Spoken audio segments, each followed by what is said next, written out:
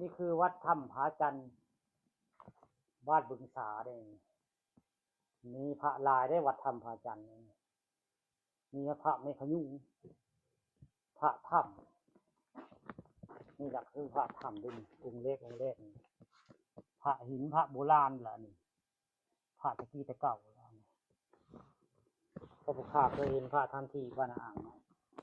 พระบอยดูลาได้พระถ้ำพระโบราณพระรุ่นใหม่อันนี้พระรุ่นใหม่อันนี้เป็นมิตรพระรุ่นใหม่นี่คือพระถ้ำของเท่ได้นี่ข้าเจ้าเอาสีทาไว้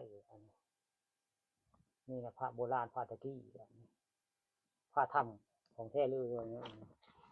คือข้าหัวจักเรื่องพระถ้ำนี่คือพระอันไม่ขยุ่งเลยพระเทพรักษ์ไม่ขยุ่งเลยเนี่ยคือพระเทพรักษ์ไม่ขยุ่งมาได้หนึ่งเบิ่งแล้วกับ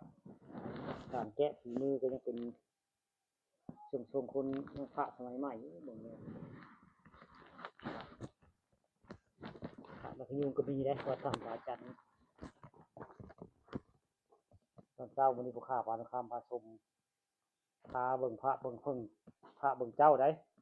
มีวัดถ้ำผาจันทร์อันนี้ก็เม่นได้นี่ก็เป็นพระถ้ำมาดีได้นี่พระโบราณพระตะกี้แล้วนี่วัดพระถ้ำผาจันทร์พระเจ้าทาสีทองไว้เพราะว่าพระถ้ำที่เคยเห็นแบบทรงนี่ล่ะพระถ้ำแท้เลยนี่ก็เม่นเป็นพระของตะกี้ตะเก่าพระโบราณพระเจ้าทาสีทองติดไว้นี่พระลีและพระธรรมลีแหละนี่คือพระวันเอาพระสมัยไหมอันนี้เพราะว่าผู้ข้าเคยเห็นพระ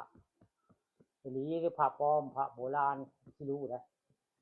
แต่ใดโบราณเรียกว่าเทศมองเบิ่งแล้วสิจักสัมผัสได้ว่าแต่เป็นพระเก่าพระใหม่พระสมัยใหม่สมัยเก่าเนาะนี่ละพระวัดถ้ำผาจันทร์มีพระไปพยุงนะมีพระไปพยุงพระธรรมดาอย่างนี้เกิดอย่างนี้ธรรมดาแต่ไม่ธรรมดาด้วยดูนี่พระถ้ำตัวนี้นี่เป็นแม่นพระถ้ำนั่งสมาธิอย่างนี้ที่พระถ้ำนะคุณกระแม่นแล้วปู่เจ้าทาสีทองคุณกระแม่นนั่นคือพระถ้ำวันนี้บอกว่าเรื่องพระถ้ำเนาะพระถ้ำวัดถ้ำผาจันทร์แต่เรานั้นเป็นพระโบราณมอง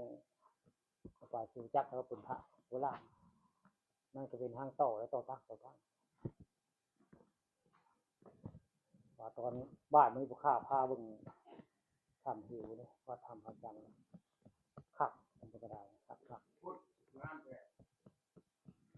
นี่ละวัดทำผาจันทร์มีพระลายนะบนแล้วก็พระโสพระเจ้าก็ลายมีทักผู้ไปมาแล้วนี่ทักขึ้นมีอยู่มีทางขึ้นมีบันไดขึ้นไปนี่ละพระธรรมพระจันทร์หลายดักสักอะไรไปเลยพระรุ่นใหม่รุ่นเก่าแต่ว่าพ่อหูจัก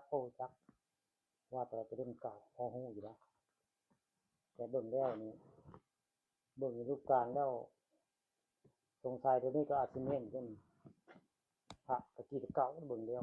ตัวนี้พระเจ้าเอาสีทองมาทานพระตะกี้พระหินนี่ก็สิเน้นพระธรรมตะกี้แล้วพระเจ้าทาสีทองไว้